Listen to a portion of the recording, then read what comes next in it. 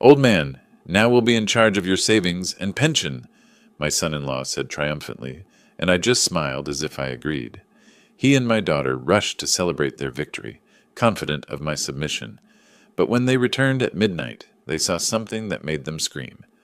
Before we continue, please subscribe to the channel and write in the comments what time it is where you are now. I pulled into the driveway at 2:30, still thinking about the cabinet joints Marcus had demonstrated at the Builders Club meeting. The Thursday afternoon sun hit my windshield, at that angle that makes you squint. Brian's truck sat where it shouldn't be. He usually worked until 5 on weekdays. Jennifer's sedan blocked the garage entrance. Something shifted in my chest. Not quite alarm. Recognition, maybe. The front door opened before I touched the handle. Jennifer stood there wearing her careful smile, the one that never quite reached her eyes. She'd dressed up. Makeup, earrings, the whole performance. "Dad, perfect timing. Come in. We need to talk." The house felt staged. Too clean, too quiet. Coffee cups arranged on the dining room table like props in a play someone had rehearsed, without telling me my lines. Brian sat at the head of my table, my seat, with document stacks fanned before him like a poker hand. A woman I'd never seen stood in the living room doorway, briefcase clutched against her chest, her expression caught between professional and deeply uncomfortable. "Russell, this is Patricia Moore. She's a notary."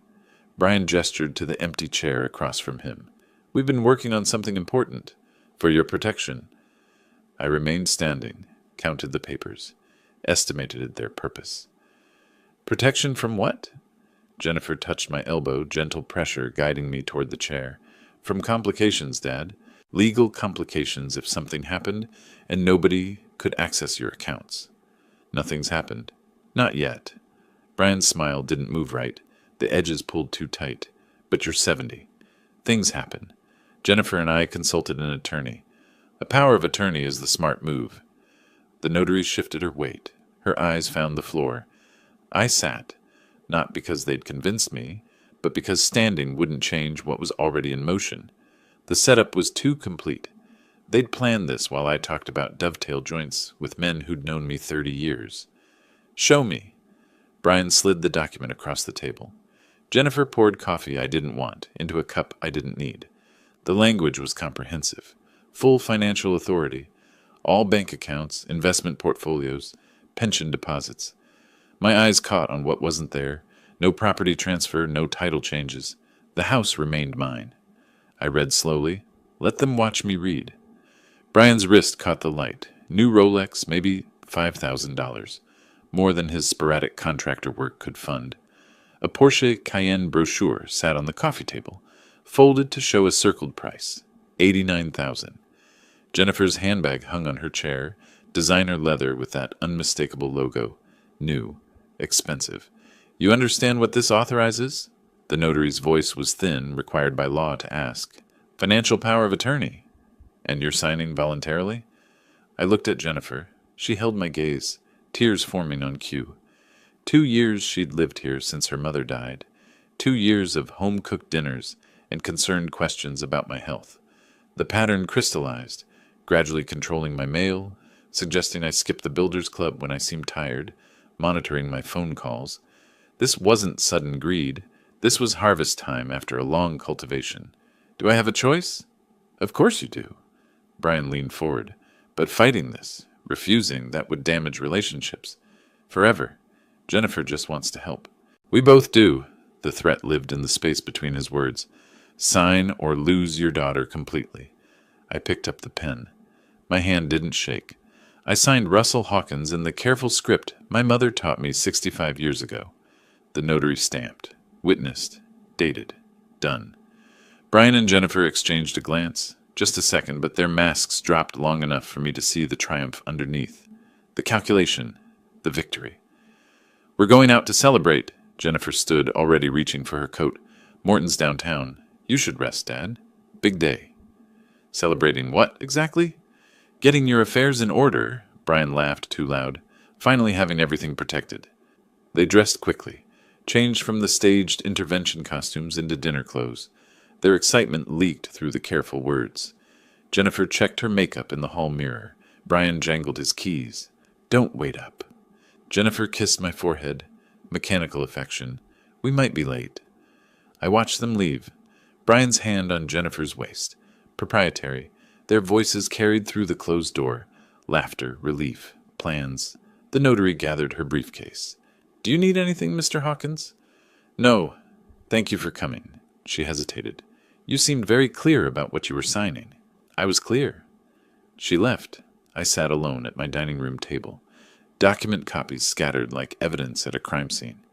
The celebration they were having, steakhouse, wine, probably that $89,000 Porsche conversation, should have been my warning. But I already knew. I moved to my study, opened my laptop, searched. Arizona Power of Attorney Property Rights. Then, Revoking Power of Attorney Arizona. Then, Elder Financial Abuse Documentation. The anger would come later. Right now, I needed information. By 11 o'clock, I'd filled 6 pages with notes. The POA gave them financial access, but the house stayed mine. They could withdraw money, transfer funds, access accounts. But they couldn't sell my property, couldn't claim ownership, couldn't evict me from my own home. They'd won a battle, not the war. I pulled a fresh notebook from my desk drawer, wrote one line at the top of the first page. Power of attorney does not grant residential rights. Then I went to find boxes. The cardboard boxes lined my hallway like soldiers at attention. 6 of them labeled in black marker with the methodical precision I'd learned building houses for 40 years. I sat in my living room armchair, lights off, waiting. Their voices reached me before their keys hit the lock. Jennifer's laugh, high and bright. Brian saying something about finally being in control, loud enough to carry through walls and windows. 12:17 by the clock on the mantel. The front door swung open. Jennifer fumbled for the light switch. They froze. You're leaving tomorrow. I kept my voice level, hands folded in my lap. Noon deadline. Brian blinked at the boxes, then at me, wine-slow comprehension spreading across his face. What? Jennifer, clothes. Brian, clothes. Jennifer, personal items. I gestured to each box. I've packed everything. You'll need to collect the rest by noon. Jennifer's mouth opened, closed. Her makeup was smudged at the corners. Celebration remnants. Dad, what are you doing? Don't call me that. The words came out colder than I'd intended. You lost that right when you staged today's ambush.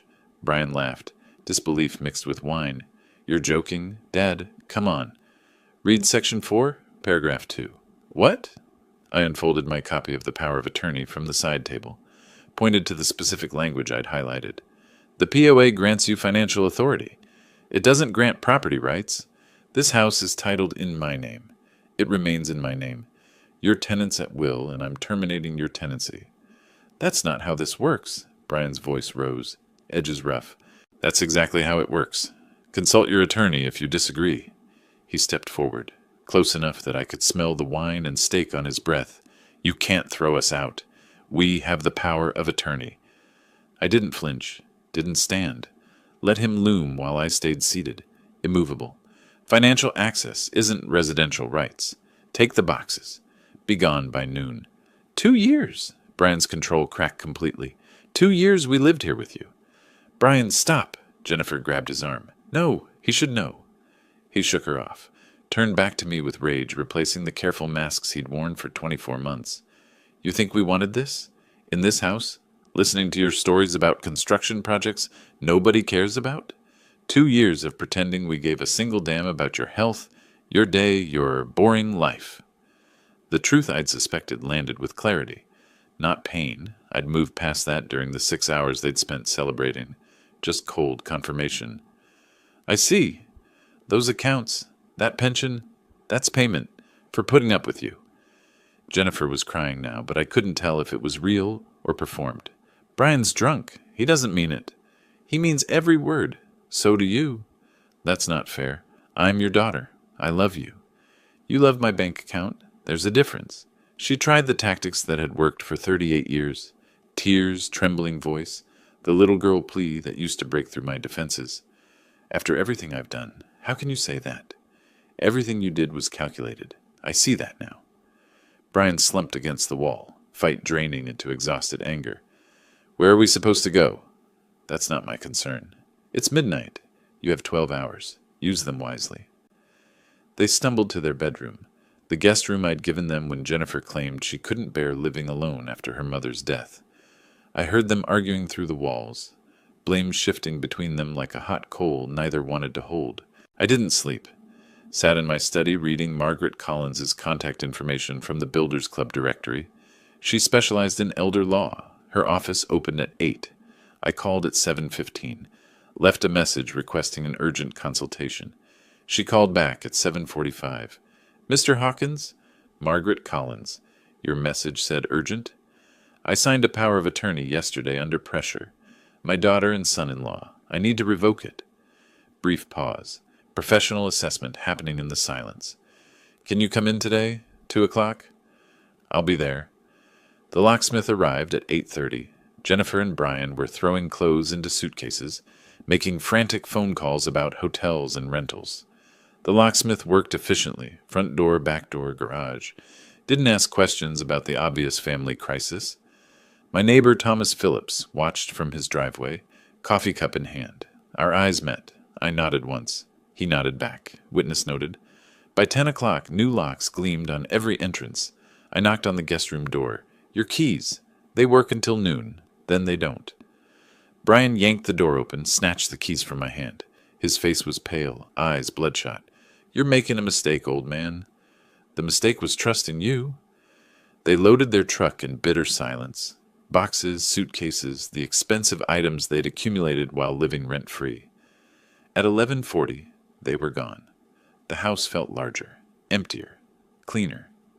I drove downtown to Margaret Collins's office, modern building, modest suite on the 3rd floor, diplomas on the wall, Arizona State law degree, elder law certifications, Bar Association memberships.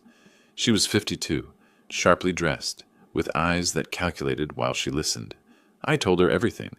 The ambush, the notary, Brian's drunken confession, the eviction. She took notes without interrupting. When I finished, she leaned back in her chair. "You signed this yesterday?" "Yes, under pressure." "Did they threaten you?" "Not explicitly. The setup implied that refusing would be irrational. The notary was waiting. The documents were ready. The message was clear. Cooperate or be labeled incompetent." "That may constitute duress." She pulled out a legal pad, started writing. "In Arizona, we can file to revoke a POA, if signed under coercion or without full understanding. But first, have they accessed your accounts?" "I don't know. I tried checking online last night, but the bank website was down for maintenance." Her expression sharpened. "Check now. Use your phone." I logged into my banking app. The screen loaded. Recent transactions appeared. My stomach went cold. 3 withdrawals. Yesterday afternoon, within 2 hours of the signing. $5,000, $8,000, $12,000, $25,000. Gone. Margaret photographed my phone screen. "That's our evidence." They moved immediately. Now we move faster. She handed me a folder. Template documents for POA revocation. Arizona statutes on elder financial abuse. Her business card with her cell number handwritten on the back. "File the revocation Monday morning. Document every interaction with them. Save texts, emails, voicemails. If they threaten you, record it. Arizona's a one-party consent state. Build the case brick by brick." "How long does this take?" "Depends on whether they fight. But Mr. Hawkins?" She met my eyes directly. "They will fight back. Be prepared." I left her office carrying the manila folder like a shield. The battle lines were drawn. $25,000 stolen. But I still had the house. Still had my clarity. Still had my anger, frozen into something harder and more useful. I drove home slowly, planning my next moves with the same methodical precision I'd used designing foundations for houses that needed to stand for generations. This foundation would hold. And when I built on it, they'd learn what happened when you tried to steal from a man who'd spent his life making things that last. The bank website loaded at 8 Saturday morning. I'd been awake since 6, waiting for the maintenance window to end. Coffee steamed beside my laptop, Margaret's manila folder spread across the kitchen table like battle plans. I clicked on my savings account.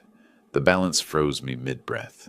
40 years of construction work, every careful deposit, every delayed vacation so I could save more. The account that should have shown $200,000 now read $115,000. $85,000 gone. I click transaction history. 3 withdrawals. 3 days. 35,000 Wednesday, the day after I signed. 30,000 Thursday. 20,000 Friday.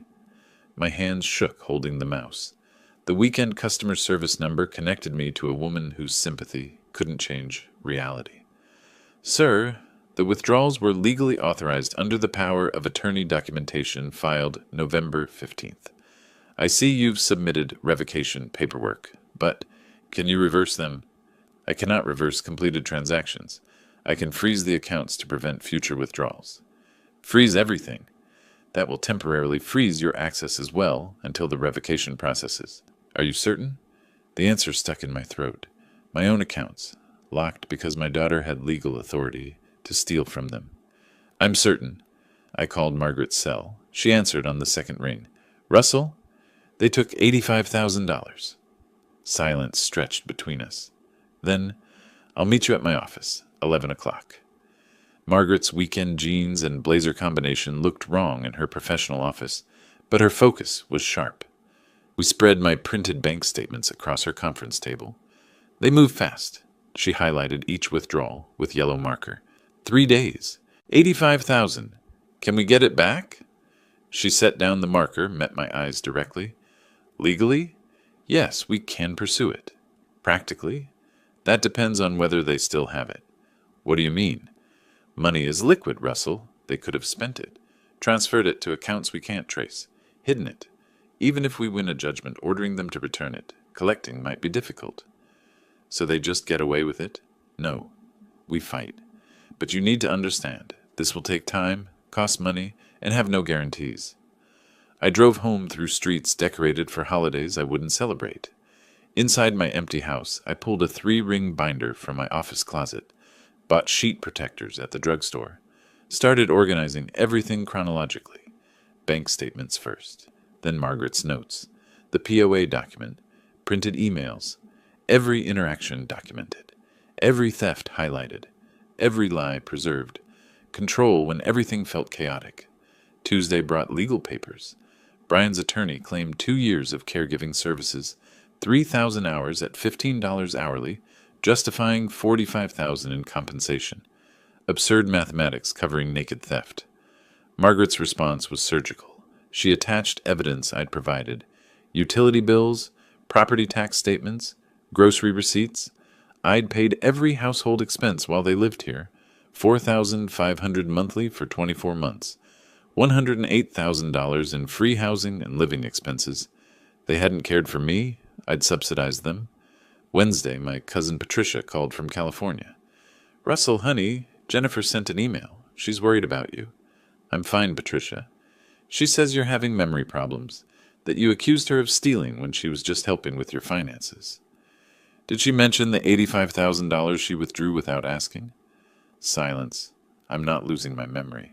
I'm losing my patience with thieves even when they're related. Other calls followed. Jennifer had distributed her narrative widely. Elderly father, declining mind, ungrateful paranoia. People who should have known me believed her version. Thursday evening, following Margaret's advice, I pulled my credit report. 6 hard inquiries the week after the POA signing. 3 mortgage lenders. 2 home equity companies. 1 reverse mortgage outfit. They'd tried to borrow against my house. My fully paid $850,000 house. The applications were rejected. The POA didn't authorize property encumbrance, but they'd tried. They wanted everything. Friday, an investigator from Adult Protective Services called.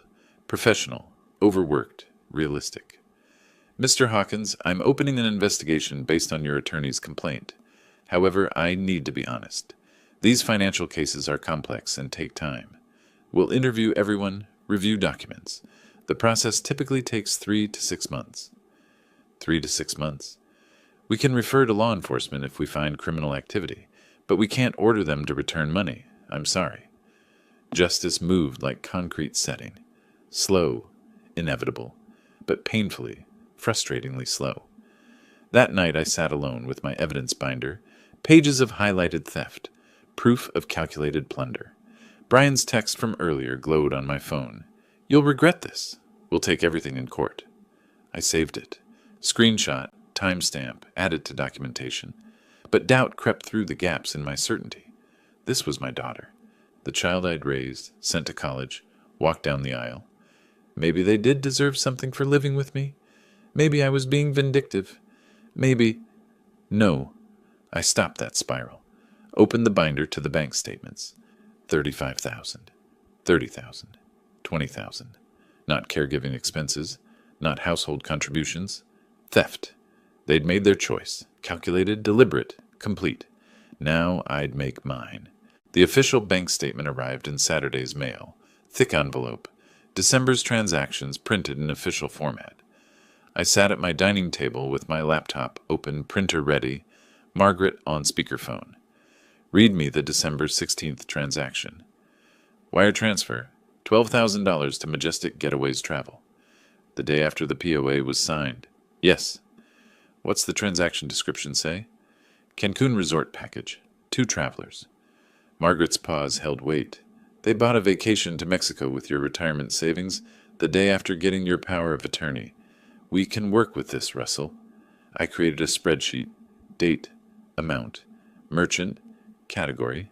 Each transaction itemized. $12,000 to luxury travel, $8,500 to Tiffany jewelry, $18,000 to desert luxury auto sales. None of it for my care. All personal indulgence. I called the travel agency, identified myself, explained the legal dispute. After verification, the agent confirmed. 2 first-class tickets. All-inclusive resort. Jennifer and Brian. Departure December 20th. Could you email me written confirmation? The documentation arrived within an hour. I printed it, 3-hole punched it, added it to the binder. Tiffany provided a receipt, showing Jennifer bought a diamond bracelet. The auto dealer confirmed Brian made a down payment on a 2024 Lexus. Each vendor supplied proof, transforming bank statement entries into concrete evidence of luxury spending funded by theft. Sunday afternoon, I walked next door. Thomas Phillips was raking leaves from his immaculate lawn, retired accountant precision in every movement. Thomas, you got a few minutes? Over coffee in his kitchen, I explained the situation. Facts, no dramatics. Thomas listened, nodded, set down his cup. I saw the whole thing that night. Your son-in-law was out of control. Would you be willing to put that in writing? For a formal statement? My attorney will draft something. It would help. Thomas met my eyes.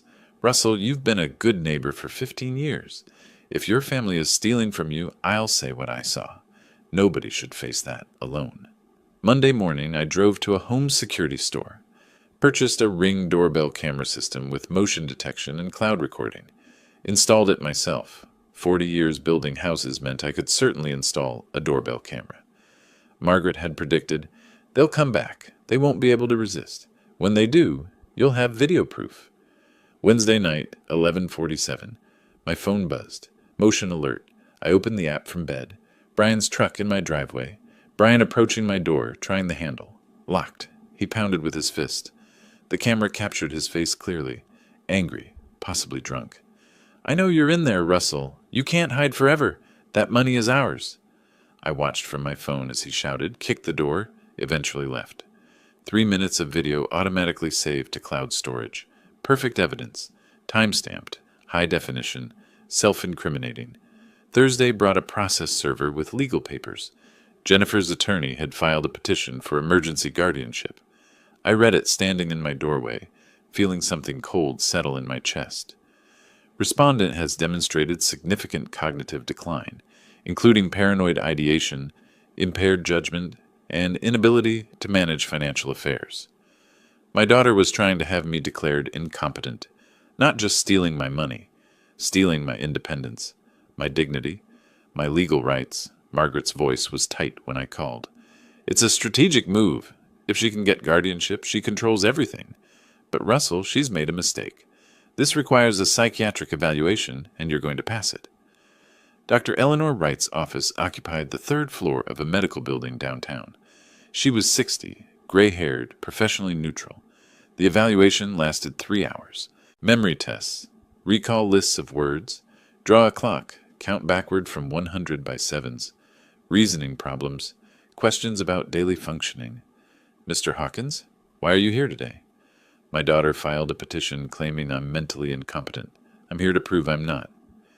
Tell me about the situation with your daughter. She and her husband convinced me to sign a power of attorney, then withdrew $85,000 from my savings without my knowledge or permission. When I evicted them and moved to revoke the POA, she filed for guardianship claiming I'm confused. How does that make you feel? Betrayed, angry, sad, but not confused. I understand exactly what happened. I'd prepared thoroughly, brought documents showing my activities, Builders Club minutes, home repair invoices, correspondence, not just passing the evaluation, acing it. 3 days later, Margaret called with results. Russell, I have Dr. Wright's report. And complete vindication, no cognitive impairment, excellent mental status, appropriate judgment. She's recommending denial of the guardianship petition. My exhale felt like releasing pressure I hadn't known I was holding. So it's over? That part at least? That threat is over? But Russell, you understand what your daughter tried to do. She attempted to have you declared incompetent and stripped of your legal rights. I know. This isn't just about money anymore. This is about your independence, your dignity. I know, Margaret. Believe me, I know. That evening I sat alone with Dr. Wright's report on my coffee table. Official validation that I was competent, rational, appropriate. My daughter had called me incompetent, had tried to take everything, money, house, freedom, identity, and failed. But the victory felt hollow. The evidence binder had grown thick with proof of theft and betrayal. Each page documented another piece of the daughter I'd lost. I went to bed early, exhausted not from the battles won, but from the cost of winning them. 2 weeks before the hearing, I sat across from Margaret in her conference room. Evidence exhibits covered the table, bank statements, receipts, witness statements, the security camera footage on a thumb drive. My 3-ring binder anchored one corner like a foundation stone. The judge will ask why you signed if you felt pressured. Margaret tapped her pen against her legal pad. You need to answer clearly, without emotion. I signed because refusing seemed impossible in that moment. Better, but explain why it seemed impossible. I practiced the answer until the words felt smooth, until I could say them without my voice catching on the betrayal underneath. Early January. The Maricopa County Superior Court building rose concrete and glass against the morning sky. I parked 3 blocks away, walked slowly, arrived at courtroom 4B at 8:30. Margaret waited outside, reviewing notes. At 8:45, Jennifer and Brian arrived with their attorney, Douglas Mitchell. Brian wore a suit I'd never seen. Jennifer's eyes were red, prepared for performance. We sat on opposite sides of the hallway, didn't speak, didn't acknowledge each other. Judge Patricia Morrison called the case at 9 sharp. In the matter of Hawkins' power of attorney revocation. Margaret delivered her opening with surgical precision. Russell signed under duress. The POA was immediately exploited. Evidence would show predatory financial abuse. Douglas Mitchell countered, Russell was a controlling father fabricating claims to punish his daughter for seeking independence. The battle lines were drawn. I took the stand at 9:30. Hand on the Bible, standard procedure, swearing to tell the truth. Margaret guided me through November 15th, finding them waiting with the notary, feeling ambushed, seeing their luxury items. I signed because refusing would have destroyed my relationship with my daughter forever. They made it seem like the only rational choice. When did you realize it was a mistake? The moment I saw their faces after I signed. They looked triumphant. Not relieved, triumphant. Douglas Mitchell's cross-examination tried to shake me. Mr. Hawkins, isn't it possible you simply forgot giving your daughter permission? I didn't forget. I was never asked. You evicted your daughter over a misunderstanding, didn't you? I evicted her after discovering she'd stolen $85,000. That's not a misunderstanding. That's a crime. His aggression made him look like a bully. I stayed calm, kept eye contact with the judge, not with Jennifer or Brian. Margaret presented the evidence methodically. A poster board timeline showed the withdrawals. November 15th, POA signed. November 16th, first withdrawal. November 17th, second. November 18th, third. She held up bank statements with yellow highlighting. This $12,000 charge, what was this for? A vacation to Cancun they bought the day after getting my power of attorney. The security camera footage played on the courtroom monitor. Brian pounding my door at midnight. His voice filled the quiet room. "Open up, old man. You can't hide forever." Jennifer stared straight ahead. Brian looked down at the table. The afternoon session brought the critical evidence. Margaret introduced the notary's contemporaneous notes, legally required documentation. She read aloud, "Signor appeared uncomfortable and hesitant during signing. Family members were present and actively encouraging signature. Circumstances felt pressured." Judge Morrison took notes, nodding. Jennifer took the stand at 2:45, confident she could sway the judge with tears. She cried, claimed she was trying to help her aging father, said the withdrawals were misunderstandings. Margaret's cross-examination was devastating. "Ms. Hawkins, you testified the $12,000 was for family expenses. Who traveled to Cancun?" "Brian and I did." "Not your father?" "No, but we needed a vacation paid for with your father's stolen money?" Margaret displayed a photo Jennifer had posted online. The Tiffany bracelet captioned, "Treating myself." "And this $8,000 bracelet? Whose emergency was that?" Jennifer's voice dropped to a whisper. "It was a gift for myself." "With your father's money? Without his knowledge or permission?" "I thought I had authority." "You had authority to manage his finances for his benefit, not to buy yourself jewelry. You knew that, didn't you?" No answer. Judge Morrison delivered her ruling at 3:30. She didn't need extended deliberation. The power of attorney is revoked effective immediately. The evidence demonstrates it was signed under psychological duress and immediately exploited for personal gain rather than the principal's benefit. She looked sternly at Jennifer and Brian. Furthermore, respondents are ordered to return $85,000 to Russell Hawkins within 60 days. Failure to comply will result in contempt proceedings and referral to the Maricopa County Attorney for criminal prosecution under Arizona's Elder Financial Abuse statutes. Outside the courthouse, Margaret tempered my relief. "They owe you $85,000. Actually, getting it is the next battle. They've already spent most of it. Be prepared for them to fight collection." I understood. Legal victory didn't guarantee financial recovery. But I'd won. The POA was revoked. Jennifer's guardianship petition was denied. The judge had called it what it was: exploitation. I drove home slowly, processing vindication mixed with exhaustion. 60 days.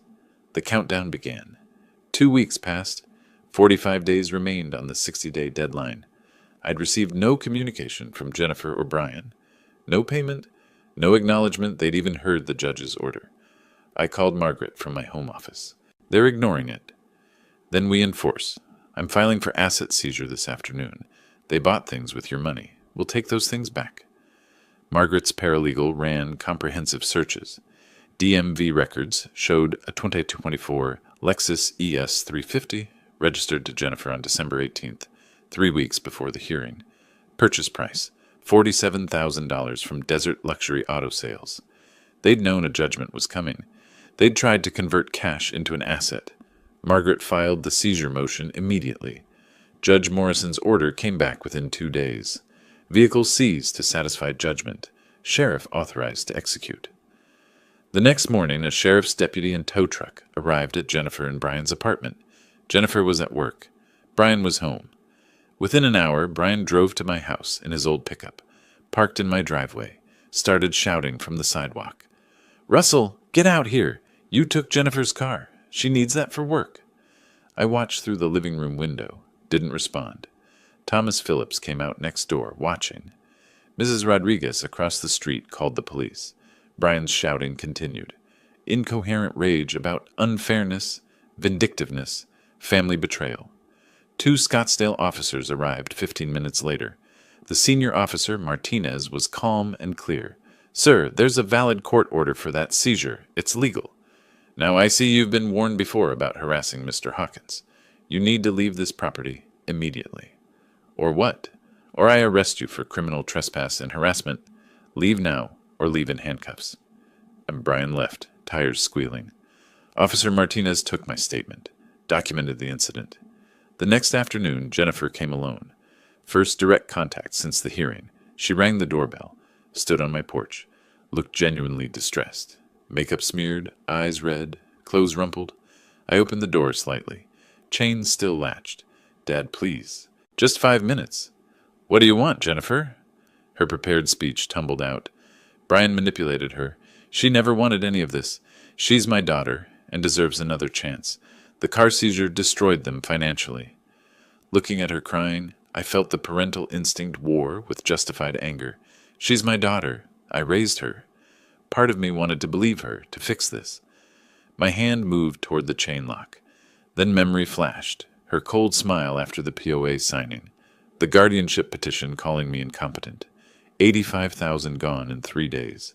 The manipulation became obvious. These tears were tactics. I spoke firmly through the chained door. Jennifer, if you're truly sorry, prove it. You have 40 days to return the money. Bring me a check for $42,000. Show me through actions, not words. Then we'll discuss forgiveness. Her tears stopped instantly, like a faucet shut off. Her expression shifted. Pleading victim became angry adversary. 42,000? We don't have that. You know we don't. You're just being cruel. You had $85,000 2 months ago. My $85,000. You spent it. That's not my problem. I closed the door, watched through the window as she stood motionless, then stormed to her car and drove away fast. 3 days later, the Lexus sold at sheriff's auction for $43,000. After fees, $42,700 deposited into my account. Margaret sent an updated statement. Original theft, $85,000. Recovered, $42,700. Outstanding, $42,300. Remaining time, 37 days. Her note warned, they likely cannot pay the remainder. Prepare for contempt proceedings and possible criminal referral. Monitor for bankruptcy filing, which could discharge the judgment. I sat at my dining table with my accounting spreadsheet. 85,000 stolen, 43,000 recovered, 42,000 still owed. I'd won legally, recovered partially, but full restitution seemed unlikely. They had 37 days to produce $42,000 or face jail time. I doubted they had it. They'd spent everything, vacations, jewelry, cars, restaurants. The money was gone. Legal victory, partial recovery, incomplete justice. I updated my spreadsheet with precise numbers, color-coded cells showing recovered versus outstanding amounts. The construction business habit, tracking every detail, maintaining accurate records. But the numbers couldn't show what I'd really lost. Not just money, family, the daughter I'd raised, the relationship I'd thought we had. Those losses couldn't be recovered through court orders or asset seizures. I closed the laptop. 37 days remained. I'd wait and see if they'd pay voluntarily, though I already knew the answer. They wouldn't. They couldn't. The money was gone. 3 weeks after the Lexus seizure, I sat reviewing my accounting spreadsheet. 43,000 recovered, 42,000 still outstanding, when my phone rang. Margaret's voice carried an urgency I hadn't heard before. The APS investigation uncovered something. Can you come to my office this afternoon? You need to see these documents. I drove downtown wondering what new development could warrant that tone. The civil case was essentially over. In Margaret's conference room, Sarah Chen from Adult Protective Services spread printed emails across the table like crime scene photographs. Manila folders, dates highlighted, pages marked with colored tabs. Mr. Hawkins, we subpoenaed Brian Turner's email account. What we found transforms this from civil dispute to criminal conspiracy. She picked up the first email. September 12th, 2024, 2 days after they'd moved into my house. From Brian Turner to Marcus Webb. Subject line, consultation needed regarding family financial situation. My stomach went cold. Sarah Chen read excerpts while Margaret and I followed along on our copies. September 12th. I need advice on accessing my father-in-law's accounts. He's 70, has substantial savings, but won't discuss finances with us. Webb's response. First step is establishing trust and dependency. Move into his residence if possible. Makes you indispensable. September the 20th. We moved in last week. How do we progress? Webb. Gradual isolation from outside influences. Redirect his social contacts through you. make him reliant on your judgment. Each email triggered memories I'd dismissed as coincidence. September 28th, Brian suggesting I skip Builders Club. You looked exhausted, Dad. Rest this week. I'd appreciated the concern. October 15th, Jennifer starting to help with my mail, sorting it before I saw it. Just reducing your stress, Dad. October 22nd, Brian answering my phone when Leonard called, taking a message that never reached me. I'd thought Leonard was avoiding me. Controlled isolation, I'd thought they cared. Sarah Chen reached November emails. Need to move forward with the power of attorney. Timeline? Webb responded, don't rush. Build pressure gradually. Make it seem inevitable, like the only reasonable choice. Have the notary ready. Don't give him time to think. November 10th. Everything set for the 15th. Notary scheduled. Documents prepared. He won't see it coming. Clinical planning. Calculated exploitation. I wasn't their father. I was their target. Margaret produced different emails. Jennifer to her friend Kimberly. October 18th. Brian and I are working on accessing Dad's accounts. He's sitting on almost $750,000 while we struggle. It's not fair. October 25th. Brian found someone who explained how to do this legally. Power of attorney. Once we have it, we can finally get what we deserve. The friend warned her, Are you sure? That sounds risky. Jennifer's response, Dad won't even notice. He's getting old anyway. Getting old anyway. Sarah Chen closed the folders, looked at me directly. Mr. Hawkins, Arizona law classifies planned financial exploitation of vulnerable adults as a Class 2 felony under ARS 46456. These emails demonstrate months of planning, consultation about exploitation tactics, deliberate psychological manipulation. This is criminal fraud. The Maricopa County attorney will file charges within 2 weeks. She added, Marcus Webb is already on our radar. He's coached at least 6 similar schemes across Arizona, teaching family members how to exploit elderly relatives through legal instruments. The Attorney General is building a RICO case against him. I sat silently, staring at the emails. My daughter's address at the top of messages discussing me like a business opportunity. Russell, are you okay? Margaret's voice was gentle. I knew they stole from me. I knew they manipulated me. But this, they planned it for months. Every conversation was calculated. I wasn't their father. I was their mark. My voice sounded flat, even to myself, but my hands shook. I left Margaret's office at 5, carrying copies of the emails. Traffic was heavy. 30 minutes home instead of 20. I sat in my driveway for 10 minutes after parking, engine off, staring at nothing. Thomas saw me, waved. I waved back automatically. Inside, I dropped the email copies on the dining table next to my accounting spreadsheet, sat down, stared at Jennifer's words. Getting old anyway. Not just theft, not just manipulation, months of calculated targeting, discussed with consultants, executed with precision, every dinner conversation, every expression of concern, every offer to help, tactical moves in a scheme that started before they'd even unpacked their boxes. I filled 2 pages with notes, mapping the isolation tactics I now recognized. Missed phone messages, discouraged outings, intercepted mail, manufactured concern about my tiredness. Each one a manipulation I'd dismissed as carrying attention. The evidence was comprehensive. The betrayal was complete. And my daughter, my only child, had planned it all alongside her husband, viewing her elderly father as an obstacle to money she felt entitled to. Criminal charges were coming. Prison was possible. She was still my daughter, but she'd stopped being my family months before I'd realized it. 2 weeks later, Margaret called at 8:30 in the morning. The criminal charges were filed yesterday. Jennifer and Brian were both arraigned this morning on Class 2 felony elder financial abuse. And there's more. Douglas Mitchell withdrew as their attorney. Conflict of interest. They're blaming each other already. Within days, the fractures became visible. Brian's public defender approached the prosecutor with a deal. Brian would testify against Jennifer, claiming she'd masterminded everything, manipulated him through their marriage, pressured him into compliance. He provided text messages where Jennifer discussed the plan, demanded he get the money faster. Jennifer responded through Melissa Hargrove with secret recordings. She'd been documenting Brian since November, after the POA signing but before my eviction. The audio captured Brian planning and gloating. "We're going to squeeze every penny out of the old man. He won't know what hit him. 300 grand is sitting there. We just need to grab it." Neither deserved mercy at the other's expense.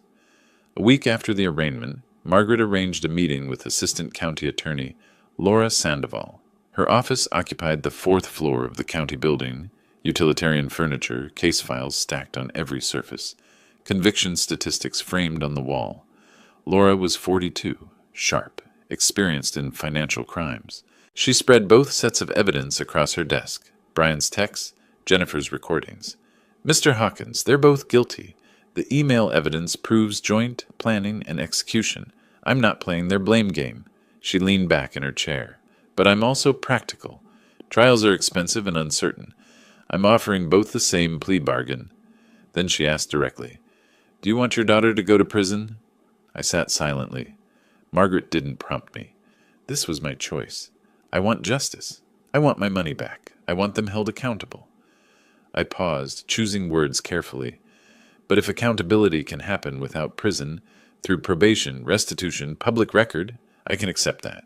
She's still my daughter, even after everything. Laura nodded. Then I'll structure the plea around full restitution and supervised probation. No prison if they comply. Prison if they violate probation. 2 days later, I attended a pretrial hearing. Routine legal business about evidence admissibility, but Jennifer and Brian were both present. They sat on opposite sides of the courtroom with their attorneys. When Brian entered, he passed Jennifer's table. He muttered something. I didn't catch it, but Jennifer did. She stood abruptly. "You're the one who contacted Marcus Webb. This whole thing was your idea." Her attorney tried to quiet her. Brian's attorney stepped forward. The judge threatened both with contempt if they couldn't behave professionally. I watched this public breakdown with mixed feelings. Bitter satisfaction, maybe. They were getting a taste of betrayal from each other. After the hearing, Laura Sandoval presented identical plea offers to both attorneys. Plead guilty to Class 4 felony elder financial abuse, pay full restitution of $42,000 within 6 months, 3 years supervised probation, 200 hours community service, mandatory elder abuse prevention program, no contact with me. Refuse the offer and face trial, with potential 2 to 3 year prison sentences. 1 week to decide. Margaret mentioned casually later, "Did you know Jennifer filed for divorce last week?" I didn't. She showed me the public record. Jennifer Hawkins versus Brian Turner, citing irreconcilable differences and criminal conduct of respondent. Brian signed the acknowledgement within 24 hours. Their marriage lasted 2 years. How much was genuine? How much was criminal partnership? I had no answer. The deadline was Friday. Today was Monday. 4 days remained for them to choose. Accept accountability and avoid prison, or gamble on trial. I sat at home, television on but unwatched, checking my phone periodically for updates from Margaret. Brian's attorney requested a deadline extension. Denied. Jennifer's attorney asked for modified restitution schedule. Under consideration. The tension built as I waited to see if they'd choose responsibility or risk. They'd spent months planning to exploit me, discussing strategies with consultants, executing isolation tactics with precision. Now they were isolated from each other, desperate, broke, facing prison. The scheme was consuming itself from within. Justice, maybe, but bitter justice. My daughter was one of the people facing these consequences. That reality never stopped hurting, even when I knew the consequences were earned. 4 days until the deadline. I waited. Friday morning, 7:30. My phone rang while I sat at the kitchen table, coffee growing cold. "Russell, they accepted. Both of them signed the plea offer this morning." Margaret's voice carried relief. "The formal hearing is this afternoon at 2. It's done." Done. My daughter would stand in court and plead guilty to a felony. I drove to the courthouse at 1:30, parked in the public garage, took the elevator to the 4th floor. Courtroom 4B, the same room where the civil case was decided months ago. Jennifer and Brian stood before Judge Morrison at separate podiums, several feet apart, not looking at each other. Their attorneys flanked them like guards. Judge Morrison was formal, procedural. "You are charged with Class 4 felony financial exploitation of a vulnerable adult. Ms. Hawkins, how do you plead? Jennifer's voice barely carried. Guilty, Your Honor. I need to hear you clearly. Guilty, louder this time, defeated. Mr. Turner, same charge. How do you plead? Guilty, Your Honor. The judge accepted the pleas, reviewed the terms. 3 years supervised probation, 200 hours community service, mandatory elder abuse rehabilitation program. No contact with Russell Hawkins without written consent. I sat in the gallery, 3 rows back, hands folded. When the judge said guilty, my shoulders dropped.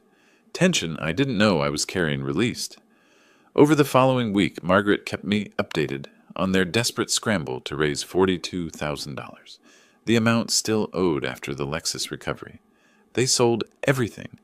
The Tiffany bracelet went back to the jeweler for $6,500. Electronics sold on Facebook Marketplace for $2,800. Furniture to a second-hand dealer for $4,200.